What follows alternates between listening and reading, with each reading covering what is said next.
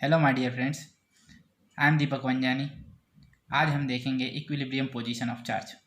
Equilibrium position के लिए आप लोगों ने स्टैंडर्ड 11 में पढ़ चुके हो। इक्विलिब्रियम पोजीशन फाइंड करने के लिए हमें क्या करना होता है, नेट फोर्स उस पोजीशन पे जीरो होना चाहिए, तो वो पोजीशन को क्या बोला जाता है, इक्विलिब्रियम पोजीशन। यहाँ पे हमें दो चार्ज दिए हैं हो, if we have two charges plus Q and plus Q which are fixed and they are separated by distance L, and if we place third charge so that it remain in equilibrium, then what should be its position? उसकी position क्या होनी चाहिए कि वो third charge हम कहीं पे रखें तो वो इक्विलिब्रियम में रहे। इक्विलिब्रियम में रहने के लिए उसके ऊपर नेट फोर्स क्या हो जाना चाहिए, जीरो। तो आइए देखते हैं कहाँ पे पॉसिबिलिटी है इस चार्ज को रखने की। Okay, if you place charge somewhere between the line joining these two charges, then will we get equilibrium or not? Let us check। मतलब समझ लो कि यहाँ पे हमने प्लस क्यू चार्ज रखा है, तो प्लस क्यू चार्ज रखा है तो फर्स्ट चार्ज की वजह से प्लस क्यू चार्ज पे जो फोर्स लगेगा वो किस तरफ होगा, इस तरफ, दैट इज F1 वेक्टर।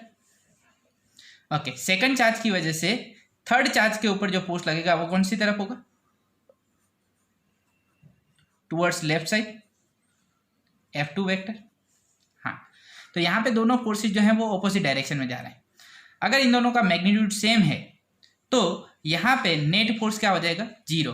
मतलब हाँ, यहाँ पे हमें इक्विलिब्रियम मिलने की पॉसिबिलिटी है। मान लो कि हम राइट साइड कहीं पे सेकंड चार्ज के पास रखते थर्ड चार्ज को, तो क्या होता, तो फर्स्ट चार्ज की वजह से थर्ड चार्ज के ऊपर जो फोर्स लगता है वो कौन सी तरफ लगता है, राइट साइड और left side, F1 vector. Second charge की वजह से जो फोर्स लगता है वो भी सेम डायरेक्शन में लगता है।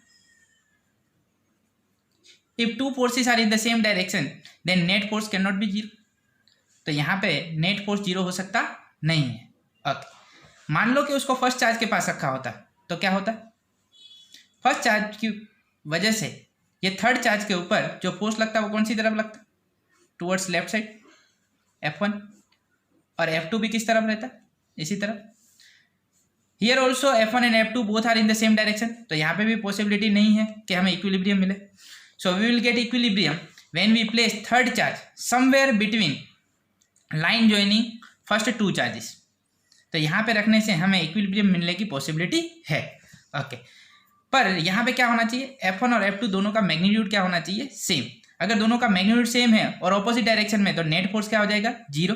ओके, तो कंडीशन क्या बनेगी इक्विलिब्रियम की, F1 must be equal to F2। Okay, यहाँ पे हम ऐसा जरूरी नहीं है कि जो थर्ड चार्ज होना चाहिए वो पॉजिटिव ही होना चाहिए, नेगेटिव चार्ज भी ले लो तो भी यही कंडीशन मिलेगी। मान लो यहाँ पे माइनस क्यू चार्ज होता तो क्या होता, फर्स्ट चार्ज उसे अट्रैक्ट करता और सेकंड चार्ज भी उसे अट्रैक्ट करता, फिर भी दोनों फोर्सेस कौन सी डायरेक्शन में होते, ऑपोजिट डायरेक्शन में। फिर F1 इस तरफ हो जाता और F2 इस तरफ हो जाता, तो भी इक्विलिब्रियम मिलने की पॉसिबिलिटी है। अगर यहाँ पे सेकंड चार्ज के पास पे रखा होता थर्ड नेगेटिव चार्ज, तो क्या होता, तो भी दोनों फोर्सेस सेम डायरेक्शन में मिल रहे होते, बट अट्रैक्टिव फोर्स हो जाता तो डायरेक्शन ऑपोजिट हो जाती, पर यहाँ पे भी इक्विलिब्रियम मिलने की पॉसिबिलिटी नहीं थी। फर्स्ट चार्ज के पास में रखते नेगेटिव चार्ज को तो भी हमें इक्विलिब्रियम मिलने की कोई पॉसिबिलिटी नहीं थी। तो इक्विलिब्रियम ऑब्टेन करने के लिए थर्ड चार्ज की पोलैरिटी क्या है उस पर डिपेंड करता नहीं है, वो किस पे डिपेंड कर रहा है कि दोनों फोर्सेस ऑपोजिट डायरेक्शन में होने चाहिए। ओके, तो F1 is equal to F2, magnitude same होना चाहिए। फर्स्ट फोर्स कितना बनेगा according to Coulomb's law, K Q1 Q2 upon R square. Second force K Q2 Q3 upon R square. Okay, तो यहाँ पे K Q Q कैंसिल हो जाएगा, तो x square must be equal to L minus x whole square. Taking square root on both the sides, x is equal to L minus x, x को सामने लेके जाए तो क्या बनेगा, 2x is equal to L, so x is equal to L/2। मतलब कहीं पे मिड पॉइंट पे थर्ड चार्ज को प्लेस किया जाए तो यहाँ पे इक्विलिब्रियम मिलने की पॉसिबिलिटी है। आइए देखते हैं सेकंड एग्जांपल। सेकंड एग्जांपल में अगर मेरे पास दो नेगेटिव चार्जेस हैं तो हमें थर्ड चार्ज कहाँ पे प्लेस करना चाहिए कि हमें इक्विलिब्रियम मिले, तो कहीं पे रख देते हैं, somewhere between two charges, first charge and second charge. Third charge को यहाँ पे प्लेस कर दिया। ओके, तो फर्स्ट चार्ज की वजह से इसके ऊपर फोर्स कौन सी तरफ होगा, टूवर्ड्स लेफ्ट,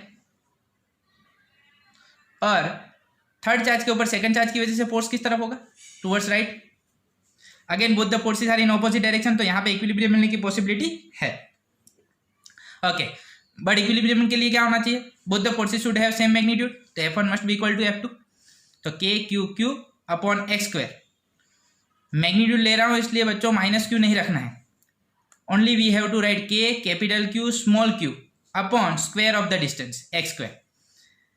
F2 के लिए क्या बनेगा, K Q माइनस 9Q नहीं लेंगे, क्या ले लेंगे 9Q upon L minus x whole square. Okay, K Q Q will get cancel, 1 upon x square 9 upon L minus x whole square. यहाँ से फाइंड करेंगे तो x क्या मिलेगा L/4। अगर इस इक्वेशन को सॉल्व किया जाए तो x क्या मिलेगा L/4। तो फर्स्ट वाले में हमने क्या लिया था, जो फिक्स्ड चार्जेस थे वो कैसे थे, दोनों पॉजिटिव। सेकंड वाले में क्या लिया हमने, जो फिक्स्ड चार्जेस हैं वो दोनों कैसे हैं, नेगेटिव। मतलब अगर सेम पोलैरिटी वाले चार्जेस फिक्स्ड होंगे, सेम पोलैरिटी वाले चार्जेस अगर फिक्स्ड होंगे तो third charge we have to place somewhere between two charges, somewhere on the line joining two charges. Okay, third example लेते हैं जिसमें ऑपोजिट पोलैरिटी वाले चार्ज फिक्स कर देते हैं। यहाँ पे फर्स्ट चार्ज जो लिया है वो मैंने -q और सेकंड चार्ज जो लिया है वो मैंने क्या लिया है +4q। ओके, अब ऑपोजिट पोलैरिटी वाले चार्ज अगर फिक्स कर दिए जाए तो थर्ड चार्ज हमें कहाँ प्लेस करना चाहिए, if we place third charge somewhere between two charges, दो चार्जेस के बीच में रखा जाए कहीं पे, तो क्या हमें इक्विलिब्रियम मिलेगा। तो -q चार्ज की वजह से +q चार्ज के ऊपर कौन सा फोर्स लगेगा, एट्रैक्टिव रिपल्सिव, एट्रैक्टिव। तो क्या F1 की डायरेक्शन इस तरफ रही थी, सेकंड चार्ज की वजह से +q पे क्या फोर्स लगने वाला है यहाँ पे, रिपल्सिव। तो क्या F2 की डायरेक्शन भी सेम डायरेक्शन में हो जाएगी। तो now if we place third charge between first and second charge then we will not get equilibrium, तो यहाँ पे इक्विलिब्रियम मिलने की कोई पॉसिबिलिटी नहीं है।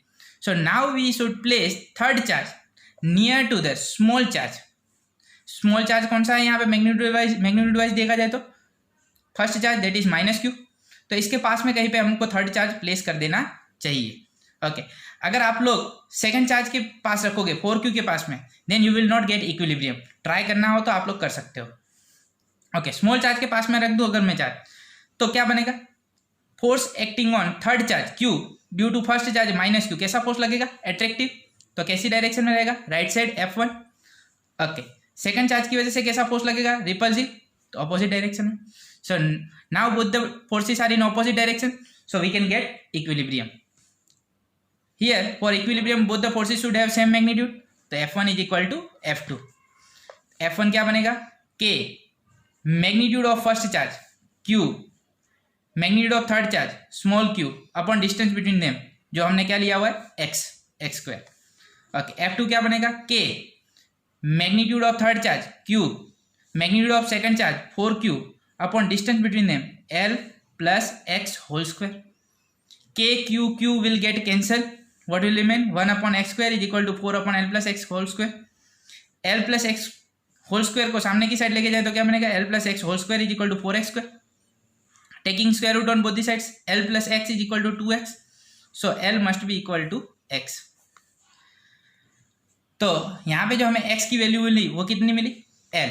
मतलब पहले दो चार्जेस जो हैं, फर्स्ट टू चार्जेस के बीच में जो सेपरेशन है, सेम सेपरेशन यहाँ पे रखेंगे थर्ड चार्ज का फर्स्ट चार्ज से, तो हमें क्या मिलेगा, इक्विलिब्रियम।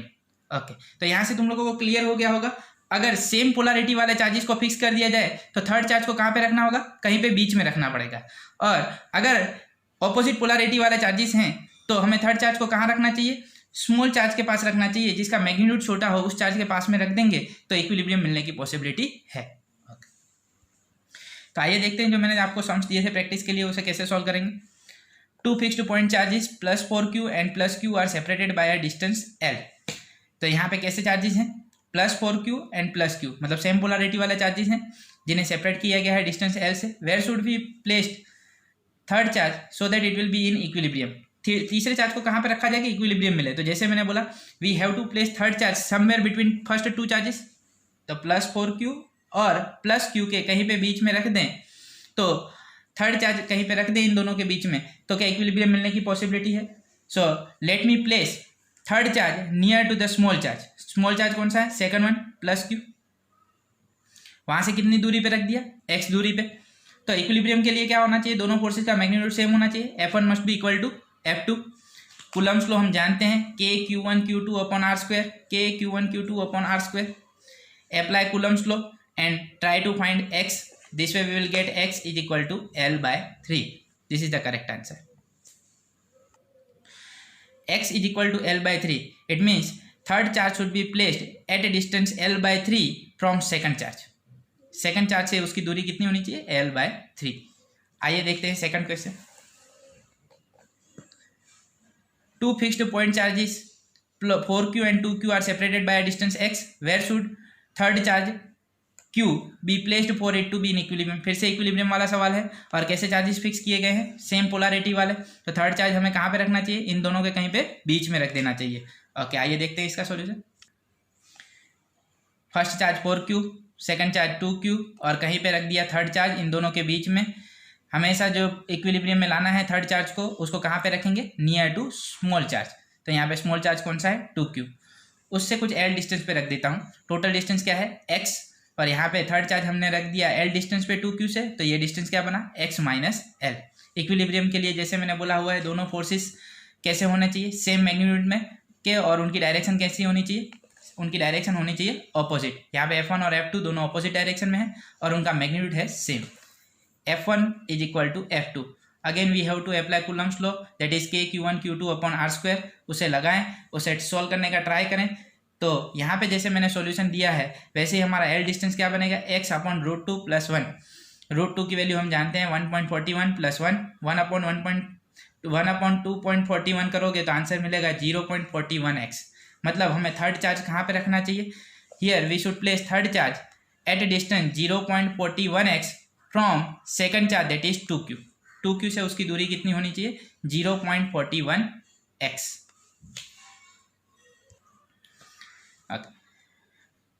थर्ड सवाल जो था, find the Coulomb force experienced by one of the charge due to rest 3। Okay, हमें एक स्क्वायर दिया हुआ है। यहाँ पे इस स्क्वायर में वर्टाइसिस पे क्या चार्जेस लगाए हुए हैं, same charges Q Q Q and Q। Distance between them is L। यहाँ पे कोई भी एक चार्ज हमें कंसीडर करके उसके ऊपर बाकी के 3 चार्जेस की वजह से क्या फोर्स मिलेगा वो फाइंड करना है। आइए देखते हैं इसका सॉल्यूशन। ओके, जैसे कि हमने फिगर में देखा, first charge that is Q, second charge that is Q, third charge Q, fourth charge that is Q। Second charge के ऊपर हम नेट फोर्स फाइंड करना चाहते हैं। तो force acting on second charge due to first charge, repulsive force लगेगा F21। Force acting on second charge due to third charge F23, that will be in downward direction. Fourth charge की वजह से second charge पे अगर force find करूँ तो F24 vector की direction क्या होगी, रिपल्सिव फोर्स है तो इस तरफ। ओके, तो टोटल हमारे पास कितने फोर्स हुए, 3 forces, F21, F24 and F23। First of all we should resolve any 2, किसी भी 2 को रिजोल्व करें, फिर उस रिजल्टेंट का F24 के साथ नेट फोर्स फाइंड करें, that will be the final answer. चलो, तो पहले ले लेते हैं हम 2 फोर्सेस F21 एंड F23। तो F21 और F23 का मैग्नीट्यूड कैसा रहेगा, सेम, क्योंकि उन दोनों का चार्ज सेम है और डिस्टेंस भी सेम है। तो KQ² upon L square. And F24 के लिए फाइंड करें तो F24 सेकंड और फोर्थ चार्ज के बीच में डिस्टेंस क्या बनेगा, √2L, क्योंकि हम देख सकते हैं यहाँ पे साइड का डिस्टेंस क्या है, L। पाइथागोरस थ्योरम लगाएंगे तो यहाँ पे ये साइड जो मिलेगी वो क्या मिलेगी, √2L। तो F24 फोर्स क्या बनेगा, KQ² अपॉन √2L का स्क्वायर। √2 का स्क्वायर क्या बनेगा, 2, और L का स्क्वायर बनेगा L square. Okay, first of all we have to find resultant of F21 and F23। F21 और F23 का रिजल्टेंट फाइंड करूं तो क्या कहीं पे इन दोनों के बीच में से निकलेगा, that I am taking F'। तो F' क्या बनेगा, √ पहले का square F21 square plus second का square F23 square plus 2F21 F23 cos theta. Theta यहाँ पे क्या लेना है, एंगल बिटवीन 2 फोर्सेस। F21 और F23 के बीच में एंगल क्या बनेगा, 90 डिग्री। तो क्या बनेगा ये cos 90। We know the value of cos 90। cos 90 की वैल्यू क्या बनेगी, 0। तो F' is equal to F21 क्या बना F, F23 क्या बना F। तो F² प्लस F² क्या बनेगा, 2F²। उसका रूट निकाला जाए तो क्या बनेगा, √2। F क्या है, KQ² upon L square. Okay, अब हमें F' मिल चुका है, नेट फोर्स फाइंड करना है तो क्या फाइंड करेंगे, F' और F24 both are in the same direction. तो नेट फोर्स जो मिलेगा that will be the addition of F24 and F'। F24 क्या मिला हमें, KQ² अपॉन 2L स्क्वायर, और F' भी हमें मिल चुका है √2 KQ² बाय L स्क्वायर। क्या कॉमन निकलेगा यहाँ से, KQ² bye L square common, क्या बचेगा 1/2 प्लस √2। आइए देखते हैं नया टॉपिक इलेक्ट्रिक फील्ड। बच्चों अब तक हमने इलेक्ट्रिक फोर्स के बारे में देखा, अब हमें देखना है इलेक्ट्रिक फील्ड। जैसे कि ग्रेविटेशनल फोर्स लगता है तो जो फील्ड होती है वो कौन सी फील्ड होती है? Gravitational field. तो यहाँ पे इलेक्ट्रिक फोर्स लग रहा है तो उसकी वजह से जो फील्ड होगी वो कौन सी फील्ड होगी? Electric field. Electric field is vector quantity. Electric field vector quantity है, मतलब इसके लिए कुछ डायरेक्शन होगी। आइए देखते हैं क्या है electric field. The electrostatic force acts between two charged bodies even without any direct contact between them. मतलब दो कोई भी चार्जेस होते हैं उनको कांटेक्ट में न लाया जाए, मतलब उन दोनों के बीच में कोई लिंक ना हो, मतलब उन दोनों को कहीं पे ज्वाइन नहीं किया, कोई वायर से कोई स्ट्रिंग से ज्वाइन नहीं किया हो, फिर भी उनके ऊपर फोर्स लगता है। The nature of this action force can be understood by introducing the concept of electric field. जैसे कभी भी हम बॉल को ऊपर फेंक देते हैं तो बॉल के ऊपर कौन सा फोर्स लग रहा होता है? Gravitational force. तो ग्रेविटेशनल फोर्स जो कौन सी डायरेक्शन में लग रहा होता है? डाउनवर्ड डायरेक्शन में, टुवर्ड्स ग्राउंड। तो क्या बॉल नीचे आता है वापस तो वो बॉल का कोई कांटेक्ट तो होता नहीं है अर्थ के साथ? क्या ऐसा तो नहीं होता कि अर्थ में से, ग्राउंड में से कोई हाथ बाहर निकलता है और उसको पकड़ के नीचे लेके आता है? मतलब जरूर कहीं ना कहीं कोई फील्ड है जो उसके ऊपर कोई फोर्स एग्जर्ट कर रही है। तो यहाँ पे भी डायरेक्ट कांटेक्ट नहीं है दो चार्जेस के बीच में, फिर भी अगर कोई फोर्स लग रहा है तो मतलब यहाँ पे कोई फील्ड होनी चाहिए। तो यहाँ पे जो फोर्स लग रहा है that is nothing but field force. Okay, देखते हैं सिचुएशन क्या बन रही है। मैंने जो फिगर दिखाई हुई है देखिए, one body I have taken, on that some charge, positive charge is distributed. That charge I have taken plus q. Okay, at some distance, at point P, some charge q naught is placed. Both the charges are positive, so which type of force will act? Repulsive force. So direction is towards right. Electric field at a point is defined as the force experienced by a unit positive charge. Unit positive test charge placed at that point without disturbing the position of source charge. मतलब क्या होगा? क्या है electric field? Electric field is nothing but force experienced by a unit positive test charge. मतलब ये charge अगर मैंने लिया हो यूनिट पॉजिटिव, मतलब यूनिट मतलब +1, अगर +1 कूलम चार्ज हो तो यहाँ पे जितना फोर्स लग रहा है वही फोर्स किसकी वजह से? ये सोर्स चार्ज +q की वजह से। And that force is nothing but that is called electric field. मतलब जो सोर्स है, जो फोर्स एग्जर्ट कर रहा है, उसकी वजह से उसकी जो इफेक्ट दिख रही है सेकंड चार्ज के ऊपर, उसी को बोला जाता है electric field. As shown in figure, suppose a test charge q naught experiences a force F vector at a point P, then the electric field at that point will be E vector is equal to F vector upon q naught. According to definition, the formula of electric field should be equal to force experienced by the charge F vector divided by value of test charge q naught. Here what is called a test charge and what is called a source charge? Source charge is nothing but the charge which exerts the force, मतलब जिसकी वजह से force लग रहा है, जिसकी वजह से ये फील्ड है, जिसकी वजह से ये इफेक्ट है, that is called source charge. And the point and the charge which is used to test this electric field, which is used to test this electric force is called test charge. मतलब यहाँ पे जो छोटा सा charge जो है q naught, उसे कहा जाता है टेस्ट चार्ज। और जिसकी वजह से ये फोर्स लग रहा है, मतलब हमने एक बॉडी देखी जिसके ऊपर बहुत सारा पॉजिटिव चार्ज डिस्ट्रीब्यूट किया हुआ है, that is +q, that is called source charge. Source charge q must remain at its original location. q को डिस्टर्ब नहीं होना चाहिए, जहां पे रखा हुआ है वहीं पे रहना चाहिए। However if a charge q naught is brought at any point around q, मतलब अगर q naught को उसके पास में भी लेके जाएं तो भी जो फर्स्ट बॉडी है जिसके ऊपर ज्यादा चार्ज है +q, उसे डिस्टर्ब होना चाहिए नहीं, its position should remain same. q itself is bound to, when it is brought at any point around q, then q itself is bound to experience an electric force due to q naught and will tend to move।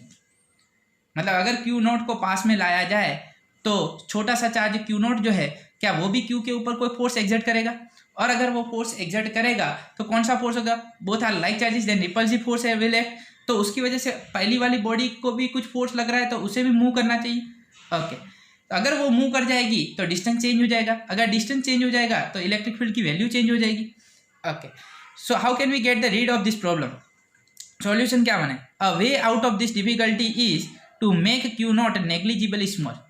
मतलब हमारा जो test charge है उसकी value बहुत ही छोटी होनी चाहिए। The force F vector is then negligibly small. अगर वैल्यू क्यू नॉट की छोटी होगी तो according to Coulomb's law F is equal to K Q1 Q2 upon R square. अगर चार्ज छोटा हो जाएगा तो फोर्स की वैल्यू भी छोटी हो जाएगी। But the ratio F by Q naught is finite. F is small, Q naught is small, so small upon small will give you some finite value and defines electric field. तो यहाँ पे electric field कैसे define होगी? E vector is equal to limit Q naught tends to zero F vector upon Q naught. Theoretically, we can take Q naught tends to 0, nearly 0. Very small value of Q naught we can take. But practically, it is not possible. We know practically the smallest value of charge is nothing but 1.6 into 10 raised to minus 19 coulomb. तो practically हमको जो charge consider करना चाहिए छोटे से छोटा, that should be E, 1.6 into 10 raised to minus 19 coulomb. But theoretically, we have to make value of Q naught to be very less. So limit Q naught tends to 0 F vector by Q naught. The electric field E vector is a vector quantity as I told you, whose direction is same as that of force exerted on a positive test charge. मतलब जिस direction में force लग रहा है उसी direction में electric field है। SI unit of electric field F by Q. What is the unit of force? Newton upon unit of charge that is coulomb. तो यूनिट बनेगा इलेक्ट्रिक फील्ड का न्यूटन पर coulomb. Or another unit of electric field that is volt upon meter. If we have to find the dimensional formula of electric field, then electric field E is equal to dimensional formula of force that is known to us m1 L1 T minus 2 upon dimensional formula of charge Q is equal to IT. This relation you have studied in standard 10. So I, that is ampere, A1 and T, T1. So if we find the dimensional formula of electric field, it comes out to be m1 L1 T minus 3 A minus 1. The force experienced by the test charge Q naught is different at different points. So E vector also varies from point to point. If we change the position of test charge, then value of electric field will change.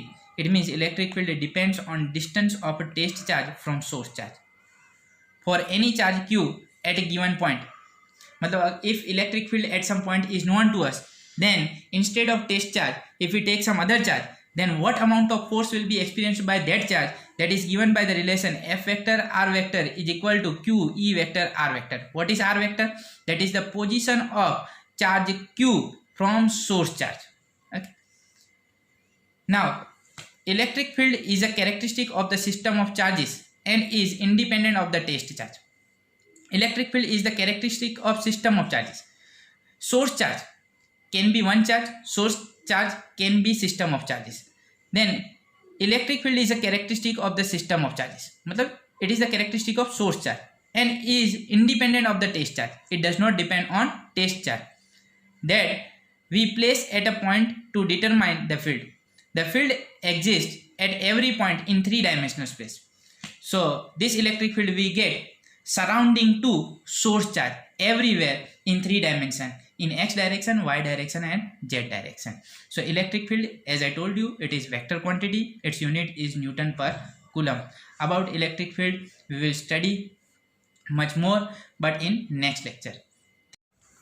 Try to solve these sums. Thank you.